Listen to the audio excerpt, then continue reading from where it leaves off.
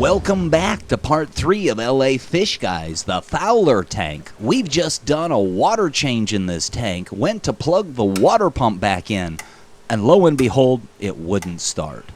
We assumed that it was the submersible water pump, and we've taken it apart, and we're now in the process of realizing that maybe the problem isn't with the water pump. Well, it looks like I have to make a bit of an apologies to those submersible pump manufacturers. The trouble here is not the pump. Took me a little bit to figure it out. I took the whole pump apart as I showed you, and we tested it out, and it just appeared to be totally dead. After I got off camera, I noticed the lights in the tank weren't on. And as I played with the switch over here, the lights in the tank still don't come on. So I was able to take the pump out and plug it into another electrical outlet. Lo and behold, the pump works. So my apologies to those submersible pump manufacturers.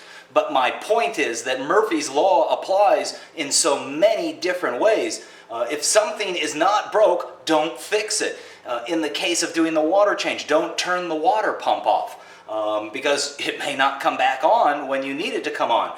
And this always seems to be the luck with aquariums. I don't know whether it's a situation with all the humidity or the salt spray or what that ultimately have a negative effect on electrical components or even the plastic that houses them, but invariably it takes just a little bit of movement and something stops working. So we've got a little splitter here, an electrical, and we're going to try to bypass that power strip inside there, get the lights and the water pump back running. We did not have an extra power strip in the van, but what we did have was an electrical extension cord that has a splitter on the end. So there goes the water pump.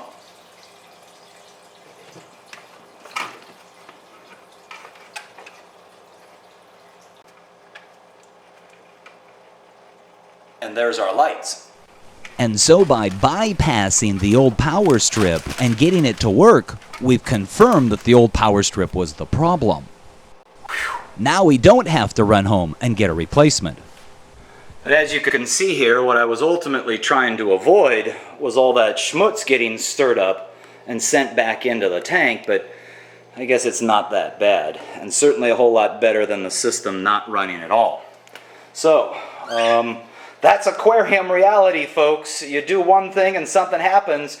What really counts is how you are able to resolve it, how quickly resolve it, and how well the fish deal with it during that time.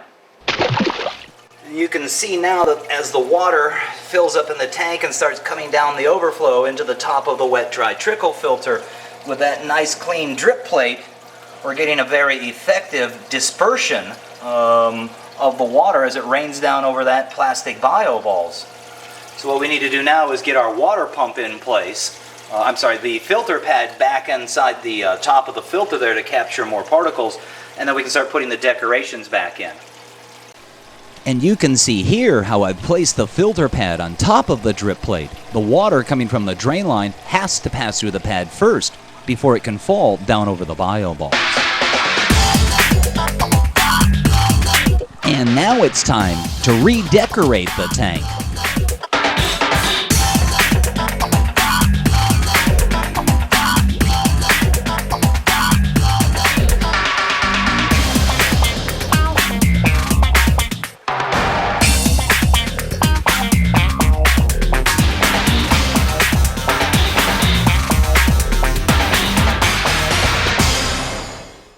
And now that we've cleaned the interior of the tank and done a water change as well as replaced the decorations, it's time to work our way back out through the top by cleaning the top, in particular the light hood.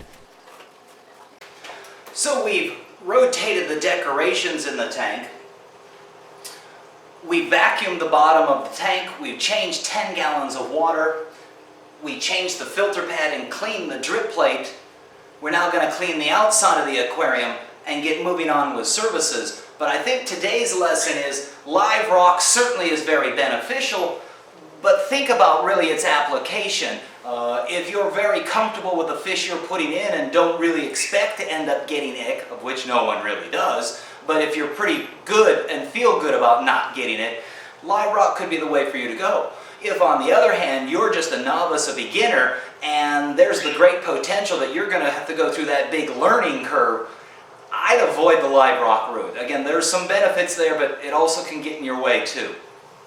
So this being an acrylic tank, we want to use a cleaner / polish specific for acrylic tanks. We'll apply this via an aerosol form and then use a clean soft towel to wipe it down. And that's it for our FOWLR tank. We're going to get moving on to services, but one last important thing. Not only did I leave the homeowner a note indicating what's going on with the power strip, but I put that note on his bill. And the important thing is to put the bill in the billing spot. See you on the next episode.